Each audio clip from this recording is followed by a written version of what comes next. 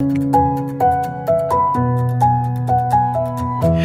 learners, welcome again to Reading with Mrs. Evans. Today we're going to continue on with Roald Dahl's The Twits. And if you remember last time we had the frog in the bed incident. Today is titled, this sounds for a whole rule, The Rwme Spaghetti.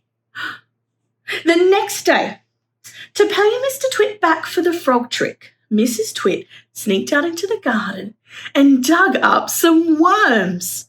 She chose big, long ones and put them in a tin and carried the tin back to the house under her apron. At 1 o'clock, she cooked spaghetti for lunch. And she mixed the worms in with the spaghetti. But only on her husband's plate. The worms didn't show because everything was covered with tomato sauce and sprinkled with cheese. Oh, hey, my spaghetti's moving, cried Mr. Twit, poking around it with his fork. It's a new kind, Mrs. Twit said, taking a mouthful from her own plate, which of course had no worms. It's called squiggly spaghetti. It's delicious. Eat it up while it's nice and hot. Mr. Twit started eating, twisting the long tomato-covered strings around his fork and shoveling them into his mouth. Soon there was tomato sauce all over his hairy chin.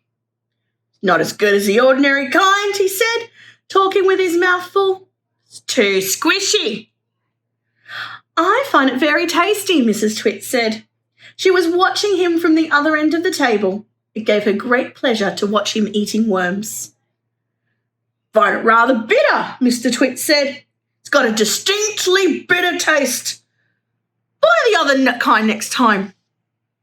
And there he is. This looks like it's ready to go up his nose. Mrs. Twit waited until Mr. Twit had eaten the whole plateful. Then she said, "Do you want to know why your spaghetti was squishy?" Mr. Twit wiped the tomato sauce from his beard with a corner of the tablecloth. "Why," he said, "and why it had a nasty bitter taste?" "Why," he said, "because it was worms!" cried Mrs. Twit, clapping her hands and stamping her feet on the floor, rocking with horrible laughter. Oh, let's see. The funny walking stick. To pay Mrs. Twit back for the worms in his spaghetti, Mr. Twit thought up a really clever, nasty trick. One night when the old woman was asleep, he crept out of bed and took her walking stick downstairs to his work shed. There, he stuck a tiny round piece of wood, no thicker than a penny, onto the bottom of the stick. There he is, working really hard so that she doesn't notice. This made the stick longer, but the difference was so small, the next morning Mrs. Twit didn't notice it. The following night, Mr. Twit stuck on another tiny bit of wood. Every night he crept downstairs and added an extra tiny thickness of wood to the end of the walking stick. He did it very neatly so that the extra bits looked like a part of the old stick. What he was doing. Gradually, but oh so gradually, Mrs. Twit's walking stick was getting longer and longer. Now, when something is growing very slowly, it's almost impossible to notice it happening.